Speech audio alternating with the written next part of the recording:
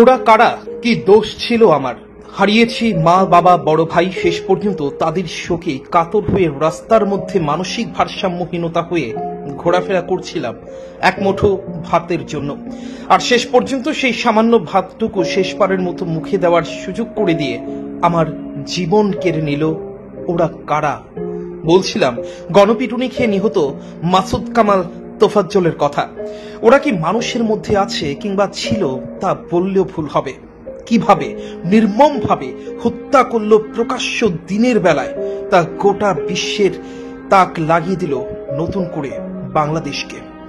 আবার যেন ইতিহাস রচনা করলো যে আগামী কয়েক শত বছরেও তা ভুলবে না আগামী ভবিষ্যৎ প্রজন্মরা। তা দেখে শিহরে উঠবে গা। ঢাকা বিশ্ববিদ্যালয় শিক্ষার্থীদের গণপিটুনিতে নিহত মাসুদ কামাল তোফাজ্জলের জানাজা শেষে বরগুনার পাথরঘাটায় পারিবারিক কবরস্থানে দাফন সম্পন্ন করা হয়েছে। মা, বাবা আর ভাইয়ের কবরের পাশেই চিরনিদ্রায় শায়িত হলেন তিনি। ভগবান কিংবা ঈশ্বর যাই বলুন, তাদেরকে কি কখনো ক্ষমা করবে? শুক্রবার সকাল 9টায় স্থানীয় মাদ্রাসা মাঠে তার জানাজা অনুষ্ঠিত হয়। এই সময় শোকে কাতর এলাকাবাসী এই হত্যাকাণ্ডে যারা জড়িত তাদের দৃষ্টান্তমূলক শাস্তি চান। নিহত তোফাজ্জল হোসেন পাথরঘাটার তালুকের চরদুয়ানি গ্রামের আব্দুল রহমানের ছেলে। তার বাবা সড়ক দুর্ঘটনায় এবং মা ও ভাই ক্যান্সারে আক্রান্ত হয়ে মারা যান। তার পরিবারের কোনো সদস্য জীবিত নেই। এই কারণে তিনি মানসিক ভারসাম্যহীন হয়ে পড়েন। তোফাজ্জলের স্কুল শিক্ষক মিলন মিয়া জানান, স্কুল জীবন থেকেই তোফাজ্জল খুব মেধাবী এবং শান্ত স্বভাবের লোক ছিল। ও সবসময় শিক্ষক এবং বড়দের সম্মান করত। আমরা হত্যাকারীদের বিচার চাই এবং তার সাথে যারা তাকে মানসিক ভারসাম্যহীন করেছেন তাদেরকে দৃষ্টান্তমূলক শাস্তি দাবি করছি। এ বিষয়ে তার মামাতো বোন তানিয়া জানান, আমি আমার ভাইয়ের হত্যার বিচার চাই। তারা পরিকল্পিতভাবে আমার ভাইকে হত্যা করে দোষ এড়ানোর জন্য মোবাইল চুরির অপবাদ দিয়েছে। সুষ্ঠু তদন্ত করলে মূল রহস্য বেরিয়ে আসবে। এর আগে বুধবার সন্ধ্যায় চোর সন্দেহে তোফাজ্জলকে আটক করে ঢাকা বিশ্ববিদ্যালয়ের ফজলুল হক মুসলিম হলের শিক্ষার্থীরা। পরের কয়েক দফায় মারধর করা, রাত 12টার দিকে ঢাকা মেডিকেল কলেজ হাসপাতালে নিলে দায়িত্বরত চিকিৎসক মৃত বলে ঘোষণা করেন।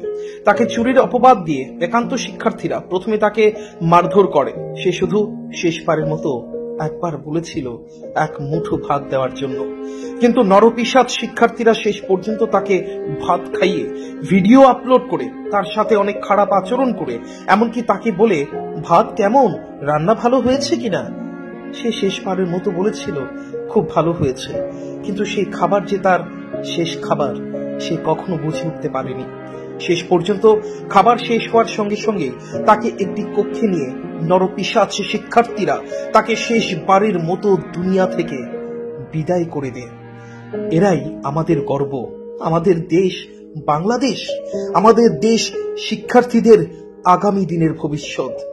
এই কথাটা বলতে লজ্জা হয় এখন বাংলাদেশের জন্য।